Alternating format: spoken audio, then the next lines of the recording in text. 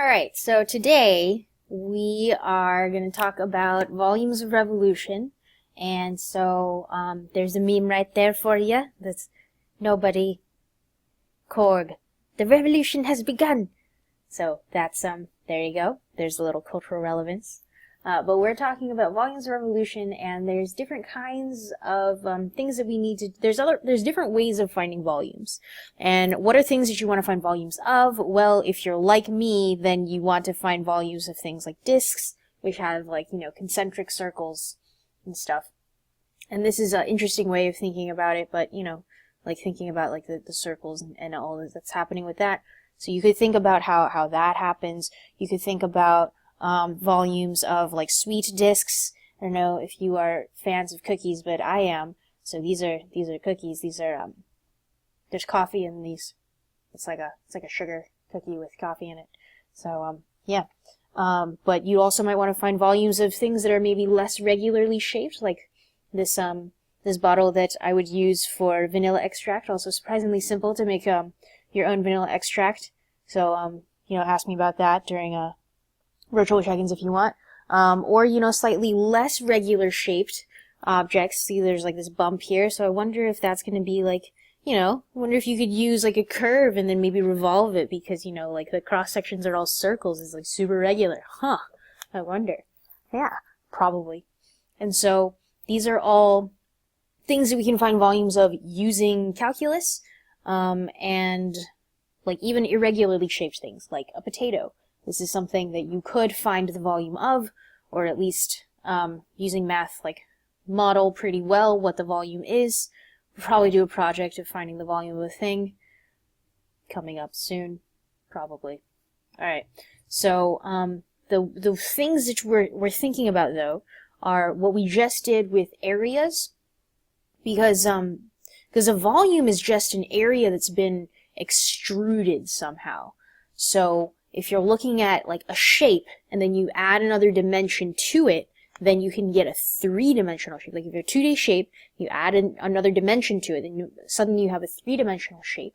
And the volume of that you can figure out using math. So if you're thinking about just a cylinder, at its core, what is a cylinder? A cylinder is just a circle that's been stacked up with a bunch of other circles. So if you have these discs, right, and then you have another one. These are coasters, by the way. Silicone coasters, highly recommend, because you can also use them to open jars. So we got 3 of these coasters, right? But if we stack them up, then we can have more of a volume. And the volume of this is just the height of the stack multiplied by the area of the circle. So that's essentially what we're doing. We're splitting everything up into little discs. We're splitting every shape into different cylinders. And those cylinders we're getting by taking some rectangle and rotating it. You can rotate that rectangle. And once we rotate the rectangle, then we have found volume. So here we go. So the disk method is to, I really want to eat this cookie now. It's just sitting here. To find the volume of a solid of revolution with the disk method, it depends on what direction you're going. So if you're rotating about a horizontal axis of rotation, that means that your rectangles that you're rotating are going this way. So the rectangles are going to be pieces of an integral that's happening with respect to x. If you have a vertical axis of rotation, that means that your cylinders are all going this way. So that means that you're differentiating with respect to y. But the area of a circle is pi r squared. So if you're just taking that idea and then you're finding another dimension to it, that's integrating. So if we're taking the pi r squared and the r is something determined by a function, then we just multiply by pi, integrate, and we should be good to go. This part is kind of hard, and the key for figuring these out is draw a picture, draw a tiny rectangle, think about how that rectangle is moving, and then you should be able to set up your equation, set up your definite integral. So, move this potato out of the way. I also have washers for later. These are for toilets. It's fine. Okay, so where'd my pen go? Oh no. I lost my pen. I found it. It's fine. Okay. Find the volume of the solid formed by revolving the region bounded by the graph of the square root of sine of x, which looks something like this, and the x-axis. Oh, and we're going to pi. Okay. So square root of sine from 0 to pi, that's pi. Okay, pi, 0, and this is root sine of x, and the x-axis. So we're taking this region, which I'm going to draw a tiny rectangle in. There's my tiny rectangle, my representative rectangle. And I'm taking that rectangle and rotating it about the x-axis. So my axis of rotation, which some people also really like sketching in, with an arrow showing that that is the axis of rotation. So what we're getting is a shape that looks kind of like this. It's kind of football-y-ish kind of shape. And so sketching these really is the key. The key is sketching. Okay, so let's set up our definite integral. We have bounds given to us, which is really nice. We have the bounds of 0 and pi. And then we need pi r squared. So pi just stays the same. R, the radius of each of my cylinders, is going to be just the height between the upper function and the lower function, which is like the area that I'm finding. So it's bounded above by root sine x and below by 0, so my radius is root sine of x. So I have pi r squared, and I have a horizontal axis of rotation, so my integral is with respect to x. I'm integrating with respect to x because I have a horizontal axis of rotation, so that's how my little changes are happening. And so I'm going to plug in the radius that I found. So I have pi integral 0 to pi times sine, root sine of x squared with respect to x. And then that's pi times integral from 0 to pi of just sine of x.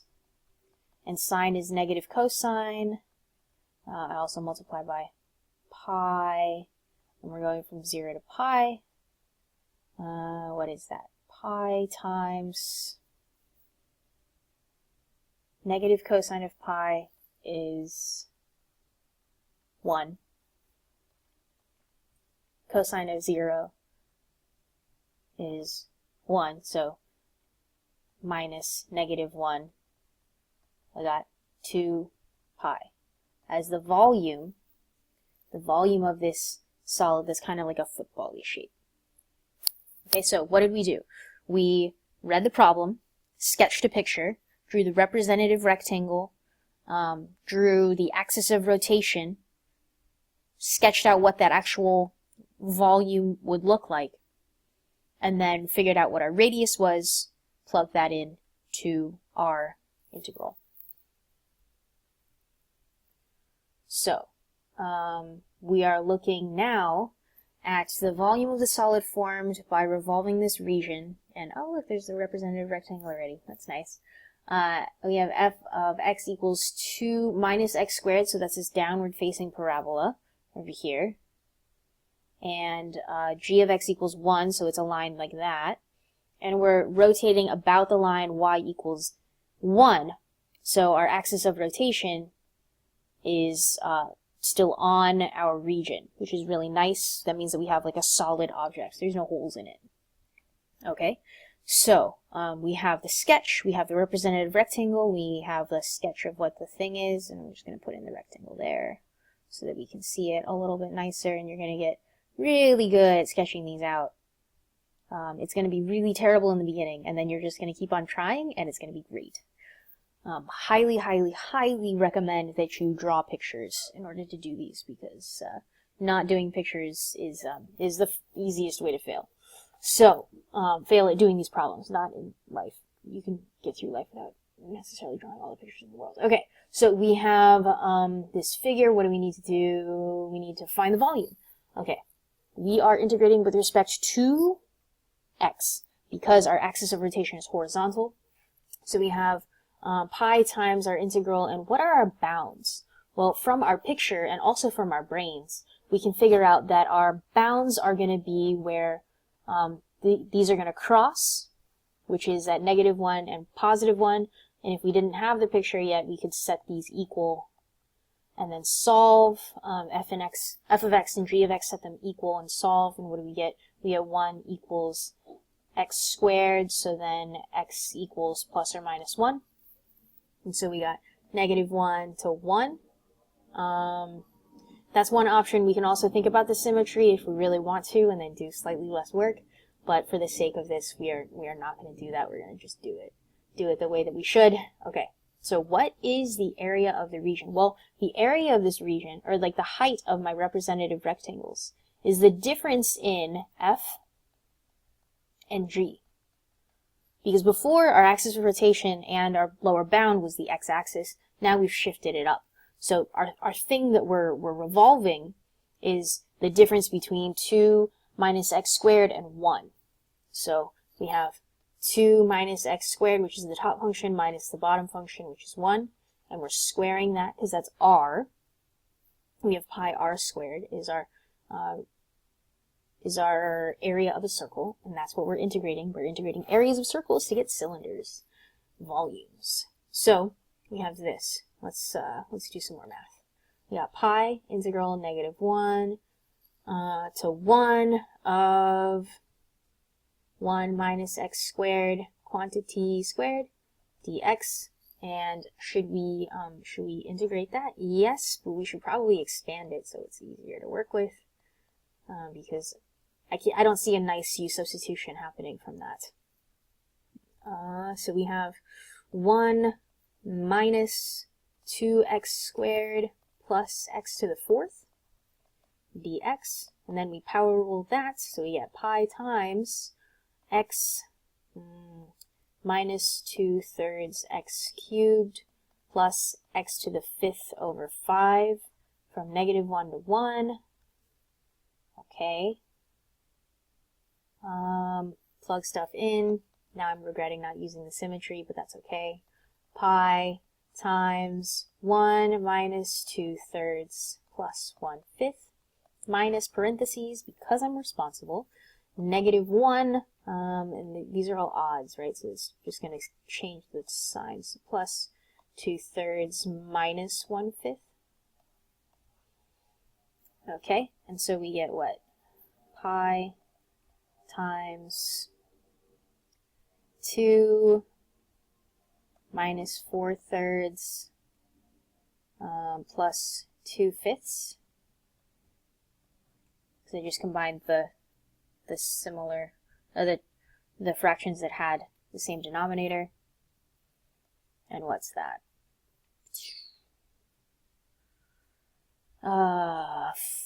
15. So we got pi. 15 is 30 minus 20 plus 2 times 3 is 6 over 15. And that's 16 fifteenths. So 16 pi fifteenths is the volume of this thing. Alright, it's pretty cool. Okay, so, what happened? Can't move this. Oh, I can move this. Okay, so we need to find the volume of the solid that is formed by revolving this region bound by the graphs y equals root x and y equals x squared about the x-axis. So now we need to use the washer method, and the washer method is because instead of having solid disks, like the disk method, we are using Let me get my... These are toilet seat hinge bolt washers. Super old packaging, but it's okay. It was in my toolbox. Okay, so we're effectively taking a bunch of washers with holes in the middle, right? And we're stacking them together. And these are various sized washers. And that is how we're going to get something that has a hole in the middle, where our axis of rotation isn't like directly touching any of the region that we're revolving. That's why we have a hole in our axis of in our volume that we're finding. Getting a hole because of the washers that are being used, which are just a cylinder minus a smaller cylinder. So that's why we're looking at big radius minus little radius. And we're doing these separately because we have two different cylinders. We have the big cylinder, the outer cylinder, and then we're taking out an inner cylinder. But the volumes of these are all using the same heights. So we have the same dx and the same radius, not the same radius, the same pi, but we're looking at big radius squared minus pi little radius squared times dx, which is the heights. And we're integrating because we're adding them all up, we're accumulating, and then we're just shuffling things around so that we have something that's a little bit prettier in our integrand. Not to say that we can't just distribute this x, or this pi, into everything that's inside our integrand. It's just, that's a little bit more effort in terms of writing. So, but we have a hole in our solid of revolution. And there's a nice little sketch. So let's find the volume. I feel like I should move this around. We should find the volume of the solid formed by this. So let's try it. We have a sketch. We have root x, and we have x squared, and those, let's see, and we're revolving about the x-axis. So this is our axis of rotation. We need a little representative rectangle so that we can have our sketch. And it's like down there, we get like something like this. It's like a funny bowl with a little hole in it. It's like an interesting, funnily kind of bowl. If you take ceramics, then you know this is also, this might appeal to your brain. Okay, so we have pi times our big radius is going to be what's the outside, like what's farther away from our axis of rotation.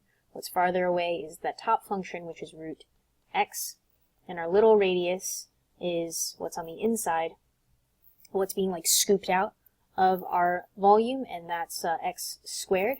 So we got our integral, oh, and where do these intersect? Root x equals x squared when 1 and 0. Right? If you just plug in numbers to see when they work, 0 and 1. Okay? And then our big radius is root x. We need to square that because pi r squared, minus our little radius, which is x squared, and we're squaring that, dx. Alright, so now what? Well, we have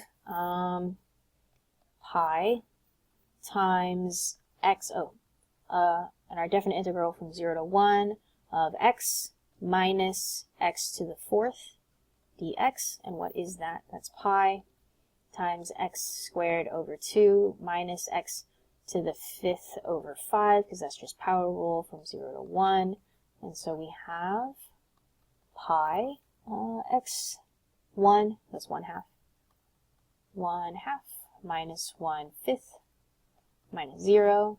1/2 minus 1/5 is, what is that, 0.5 minus 0.2 is 0.3. So we get 3 pi over 10. This is our volume of the little funny bowl shape thing.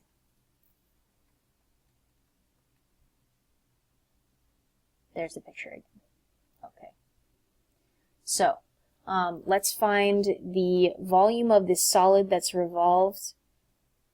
formed by revolving the region bounded by the graphs y equals x squared plus 1, y equals 0, x equals 0, and x equals 1. So this is our region that we're bounding, that we're revolving. And so you can think about splitting this up into two separate pieces, because we have like this base, and that's just a cylinder, right? That's just a straight up like pi r squared h cylinder, where that's pi, the radius is 1, squared, height is 1. So the volume of this lower part is just pi.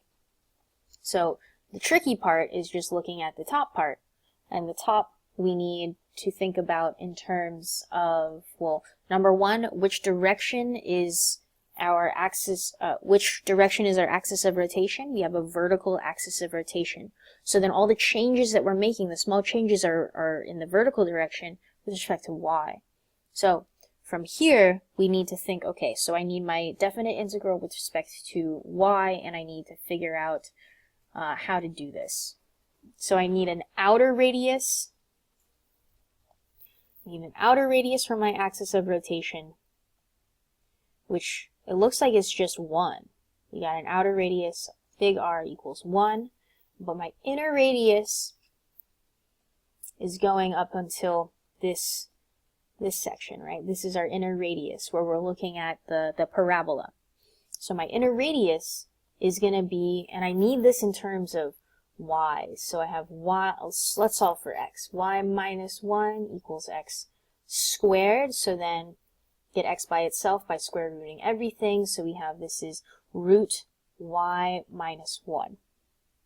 Okay. Does that still work? If we plug in some numbers and nothing is terribly sad? Okay. Yeah, because we're plugging it up to 2. Okay. We still have a real numbers in our square root, in our radical. Okay. So let's set up our definite integral. So we have our definite integral for this top section. And so our definite integral is, what are our y values? We're starting at y equals 1, and we're going up to y equals 2. So we got our definite integral from 1 to 2. And we're multiplying pi. And this is something that has a hole in it, right? So then it's this is the washer method. So our outer radius is 1 squared minus our inner radius, which is root, I should change back to this one. Our inner radius is root y minus 1 quantity squared, and we are integrating with respect to y. Okay. Well, from here we have pi times our integral, and I'm going to simplify that a little bit, so we got, make those little integrally. Okay, we got 1 minus root y minus 1 squared is just y minus 1, but I'm going to throw parentheses here because I know myself, and I know I'm going to drop that negative inadvertently, and I don't want to do that. Okay. From here, we can have some pi.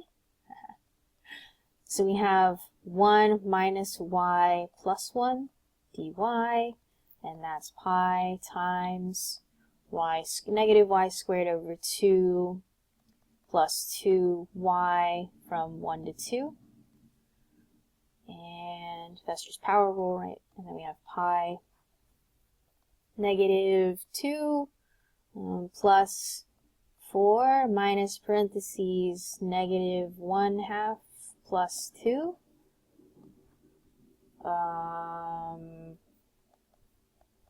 Pi over 2. Yes. Okay, so we got pi over 2 is the volume of this top slice over here, and then we need to add that in with the bottom, the red part. So the volume of the solid is going to be pi plus pi over 2, also known as 3 pi over 2. right? Hey, that was it. Awesome. Cool. So the volume of your solids, you can find the key is just drawing the pictures and visualizing what that shape is going to look like. If it helps to think about cookies, then think about cookies. If it helps to think about washers, then think about washers. If it helps to think just do some like cool dance moves, then think about that. If you're having trouble visualizing what's going to happen, I suggest taking like a sticky note, cutting it out into the shape, cutting it out into like the shape that you're looking at.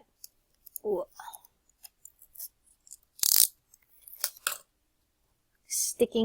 So cut it out into the shape of the region, stick it on a sticky note, stick that sticky note on whatever you're writing with, and then just like do one of these. And then you can kind of see what's happening. I'll try to find some other ways to visualize these because there's some pretty cool things. If you're like ever trying to model things, like in Pixar movies, a lot of the shapes that they've made, like the traffic cone in Toy Story that they're hiding under when they're running around and stuff, they modeled that using taking like a triangle and rotating it around so that they could tell a computer this is what a cone should look like. And then taking that cone, making it, the right shading and everything so that it looks more like a traffic cone. So those are some applications of these things that we have. We'll talk about that more later. All right. I think I'm just going to close this video out by eating this cookie. Yep.